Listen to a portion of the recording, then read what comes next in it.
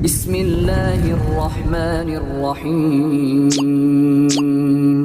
ومن سيئات أعمالنا من يهده الله فلا مضل له ومن يضلل فلا هادي له أشهد أن لا إله إلا الله وحده لا شريك له وأشهد أن محمدا عبده ورسوله لا نبي بعده يا أيها الذين آمنوا اتقوا الله حق تقاته ولا تموتن إلا وأنتم مسلمون فإن أصدق الحديث كتاب الله وخير الهدى هدى محمد صلى الله عليه وسلم وشر الأمور محدثاتها وكل محدثة بدعة وكل بدعة ضلالة وكل ضلالة في النار. Ma'asyiral muslimin, usikum wa nafsi bi taqwallah faqad fazal muttaqun. Sungguhnya tidak diragukan lagi bahwasanya bulan Ramadan adalah bulan untuk panen pahala sebanyak-banyaknya. Jika pencari dunia mereka menanti-nanti adanya momen-momen untuk panen keuntungan sebanyak-banyaknya, maka bagi pencari akhirat inilah momen untuk memanen pahala sebanyak-banyaknya. Di bulan ini Allah Subhanahu wa taala memberikan rahmat seluas-luasnya. Allah melipat gandakan pahala. Allah memberikan ampunannya seluas-luasnya. Oleh karenanya seorang jangan melalaikan kesempatan yang sangat luar biasa ini. Di antara ibadah-ibadah yang sangat ditekankan selama di bulan Ramadan, yang pertama adalah membaca Al-Quran. Jibril alaihissalam setiap bulan Ramadan datang menemui Nabi sallallahu alaihi wasallam, kemudian baca Al-Quran bersama Nabi sallallahu alaihi wasallam. Kata Ibnu Abbas radhiyallahu taala anhuma, kana Nabi sallallahu alaihi wasallam ajwadun nas wa kana ajwad ma yakun fi Ramadan hina yalqahu Jibril fayudarisuhul Quran. Adalah Nabi sallallahu alaihi wasallam adalah orang yang paling dermawan dan beliau di puncak kedermawanan ketika di bulan Ramadan ketika bertemu dengan Jibril, dan Jibril alaihissalam pun mengajarkan Al-Quran kepada Nabi Muhammad sallallahu alaihi wasallam. Oleh karena bulan Ramadan adalah syahrul Quran, bulan baca Al-Quran. Dan itulah dipraktikkan oleh para salaf. Mereka dahulu fokus untuk baca Al-Quran. Bahkan sebagian mereka meninggalkan majlis-majlis ilmu. Mereka tutup untuk fokus membaca Al-Quran. Seperti Al-Imam Malik rahimahullahu ta'ala. Beliau memiliki majlis hadis di Masjid Nabawi. Ketika bulan Ramadan, maka majlis hadis beliau tutup dan beliau sibuk membaca Al-Quran. Oleh karena diriwayatkan bagaimana mereka baca Al-Quran sangat banyak. Utsman bin Affan radhiyallahu anhu disebutkan beliau baca Al-Quran khatam dalam sehari. Demikian juga Al-Imam Abu Hanifah begitu perhatian sama Al-Quran, disebutkan beliau khatam Al-Quran dalam satu rakaat. Al-Imam Syafi'i rahimahullahu ta'ala diriwayatkan beliau khatam Quran selama Ramadan 60 kali, itu sehari 2 kali khatam. Dan sebagian mereka ada yang 3 hari sekali, ada yang 2 hari sekali, ada yang seminggu, sesuai dengan kemampuan masing-masing dalam menghatamkan Al-Quran. Tetapi sungguh merugi bagi orang-orang yang di bulan Ramadan masih sempat-sempatkan waktu kemudian melihat berita-berita yang tidak ada manfaatnya, sibuk dengan medsos sehingga berita akhiratnya tinggalkan. Dia sibuk dengan berita dunia yang tidak akan menjadi bekal baginya di hari kiamat kelak. Ini ibadah yang pertama, baca Al-Quran. Rasulullah SAW bersabda, "Iqra'ul Quran, fa innahu ya'ti yaumil qiyamah syafi'an li ashabihi." Bacalah Al-Quran, sungguhnya Al-Quran akan datang pada hari kiamat kelak memberi syafaat bagi pembacanya. Bahkan seorang terkadang harus menawan ngantuk untuk baca Al-Quran. Kata Nabi sallallahu alaihi wasallam, "As-siyam wal Quran yashfa'ani." Sungguhnya puasa dan Al-Quran akan beri syafaat.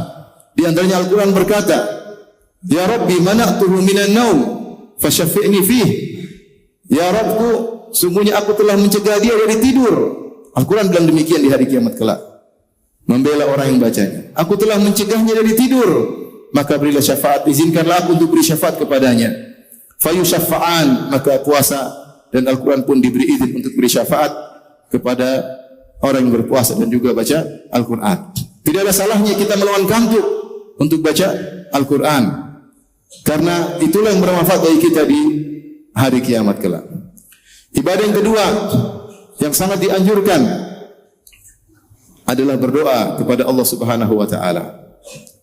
Kita tahu bahwasanya doa orang yang berpuasa tidak tertolak, la yurad, tidak tertolak doa orang yang berpuasa. Sampai Allah Subhanahu wa taala sebutkan di sela-sela ayat tentang puasa, Allah sebutkan ayat tentang doa. Itu Allah berfirman, ya ayyuhalladzina amanu kutiba alaikumusiyam, itu pada ayat 183 atau 184. Kemudian Allah sebutkan lagi ayat berikutnya 184 tentang puasa, kemudian ayat berikutnya 185 tentang puasa. Kemudian pada ayat 166 Allah berbicara tentang doa, yaitu surat Al-Baqarah 186.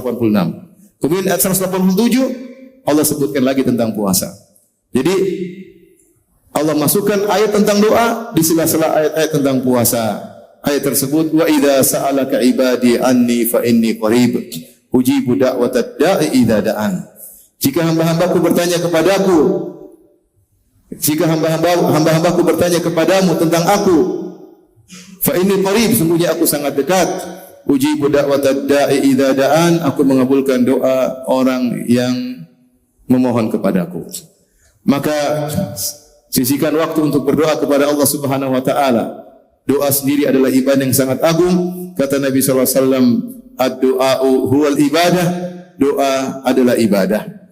Dan sangat ditekankan berdoa ketika menjelang berbuka. Rasulullah sallallahu alaihi wasallam bersabda, du'a'us shaim la yurad. Orang yang berpuasa doanya tidak ditolak.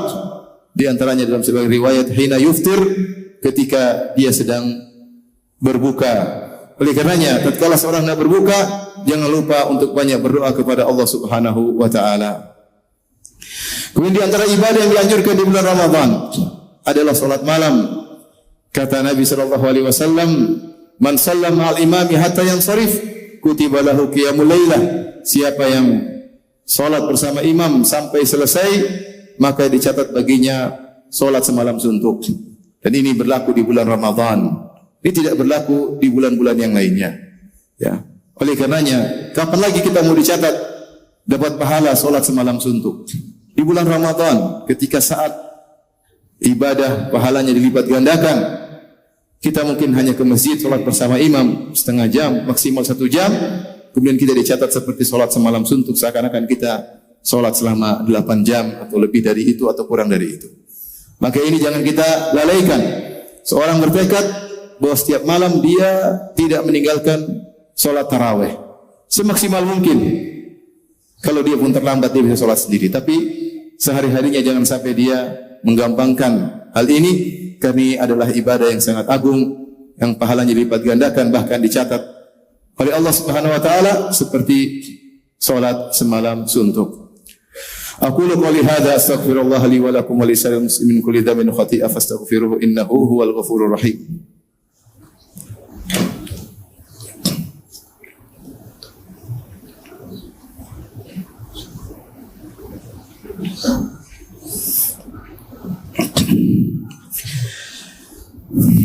Alhamdulillahi ala ihsani wa syukru lahu ala taufiqihi wa amtinani wa asyhadu an la ilaha illallah wahdahu la syarika lahu ta'ziman li sya'ni wa asyhadu anna Muhammadan abduhu wa rasuluhu da'ila ridwani.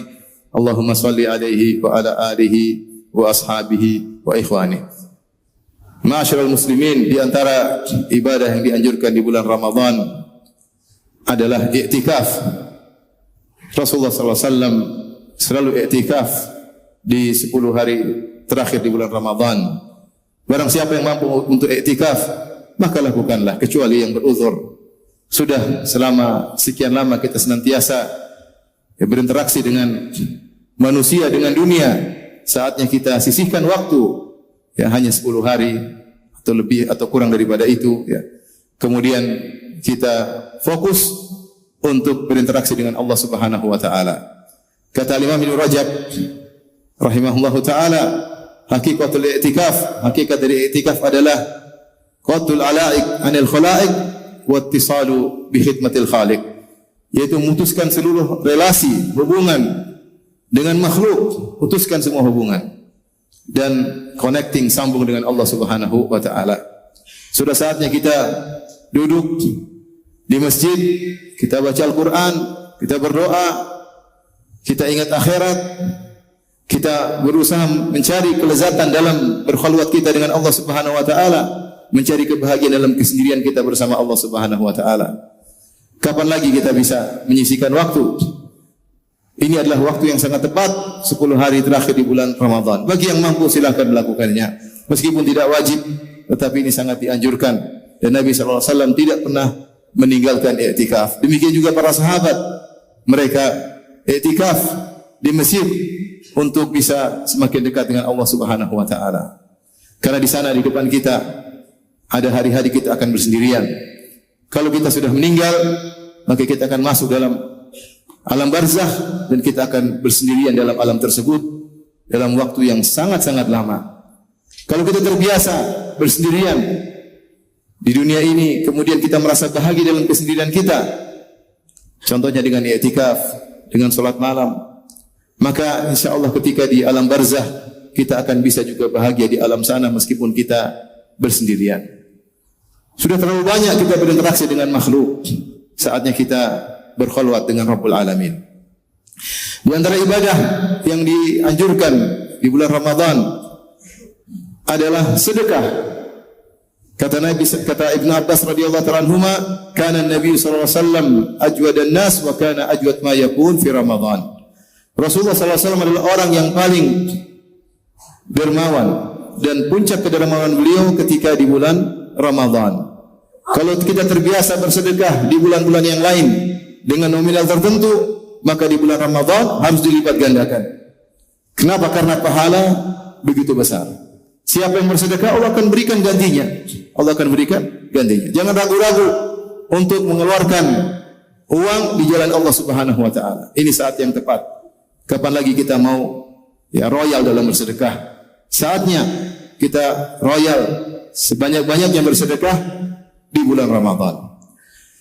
Di antara ibadah yang dianjurkan dalam bulan Ramadan adalah memberi makan kepada fakir miskin. Demikian juga memberi makan kepada orang yang berpuasa. Kata Nabi sallallahu alaihi wasallam, "Man fattara sha'iman kana lahu mithlu ajrihi." Siapa yang memberi buka puasa kepada orang yang berpuasa, maka bagi dia pahala seperti orang yang berpuasa tersebut. Ghairu alla yang qusa min ajri sha'im syai', tanpa mengurangi pahala orang yang berpuasa sama sekali. Ini mungkin kita lakukan. Kita bisa memberi makan kepada 1 orang, kepada 2 orang, kepada 10 orang. Ya, kalau kita merasa misalnya biaya di sini besar, kita bisa kirim ke daerah-daerah yang mungkin biaya berbuka lebih murah dan kita mendapatkan pahala yang sama pahala orang-orang yang berpuasa. Kalau kita niatkan dan kita rencanakan, insyaallah akan dimudahkan oleh Allah Subhanahu wa taala. Dan di akhir khutbah ini saya ingatkan, jangan sampai kita lalai dari memanfaatkan waktu yang sangat utama di hari-hari kita, yaitu waktu ketika menjelang berbuka dan waktu ketika bersahur. Sungguhnya menjelang berbuka adalah waktu yang utama untuk kita berdoa kepada Allah Subhanahu wa taala. Sebagian kita ketika menjelang berbuka sibuk untuk mengurusi makanan, ya bisa jadi setengah jam, bisa jadi 1 jam, lupa untuk baca Al-Quran, lupa untuk berdoa kepada Allah Subhanahu wa taala. Hendaknya ketika menjelang berbuka, sisihkan waktu sambil menunggu azan berkumandang, kita baca Al-Quran. Baca dan baca terus, dan baca dan baca dan terus. Baca. Setiap huruf yang kita baca akan bermanfaat di akhirat kelak. Akan bermanfaat bagi kita di alam barzakh. Maka jangan ragu dan jangan malu untuk baca Al-Quran sambil menunggu waktu berbuka. Kemudian waktu yang utama lagi adalah waktu ketika sahur, waktu nuzul al-ilahi. Ketika Allah Subhanahu wa taala turun ke langit dunia dan Allah mengatakan, hal min da'in fa astajibalah, apakah ada orang yang berdoa akan aku kabulkan? Hal min sa'ilin fa utiya su'lah, apakah ada orang yang meminta aku akan berikan permintaannya? Hal min mustaghfirin fa aghfiralah, apakah ada orang yang beristighfar aku akan ampuni dosa-dosanya. Sebagian kita ketika sahur dia duduk 1 jam untuk urusan makanan, makan 15 menit, 20 menit, setengah jam, selebihnya kita sisihkan waktu untuk berfikir, untuk beristighfar. Wabil asharihum yastaghfirun, di waktu sahur mereka beristighfar, untuk berdoa kepada Allah Subhanahu wa taala, untuk baca Al-Quran. Oleh karenanya 2 waktu ini jangan sampai kita lalaikan untuk terus beribadah kepada Allah Subhanahu wa taala. Inna Allaha malaikatahu yusalluna 'alan nabi ya ayyuhalladzina amanu sallu 'alaihi wa sallimu taslima. Allahumma salli 'ala Muhammad wa 'ala ali Muhammad kama shallaita 'ala Ibrahim wa 'ala ali Ibrahim innaka Hamidum Majid. Allahumma barik 'ala Muhammad wa 'ala ali Muhammad kama barakta 'ala Ibrahim wa 'ala ali Ibrahim innaka Hamidum Majid. Allahumma ighfir lil muslimina wal muslimat wal mu'minina wal mu'minat al ahya'i minhum wal amwat innaka sami'un qaribun mujibud da'wat wa ya qadhiyal hajat. Allahumma ati nufusana taqwaha wa zakkiha anta khairu man zakkaha anta waliyuha maulaha. Allahumma aslih lana dinana alladhi huwa ismatu amrina wa aslih lana dunyana allati fiha ma'ashuna wa aslih lana akhiratana allati ilaiha ma'aduna waj'alil hayata ziyadatan lana fi kulli khair waj'alil mauta rahatan lana min kulli syarr. Rabbana atina fid dunya hasanah wa fil akhirati hasanah wa qina adzaban nar. Rabbana zalamna anfusana wa illam taghfir lana wa tarhamna lanakunanna minal khasirin. Rabbana atina fid dunya hasanah wa fil akhirati hasanah wa qina adzaban nar. Wa aqimus shalah.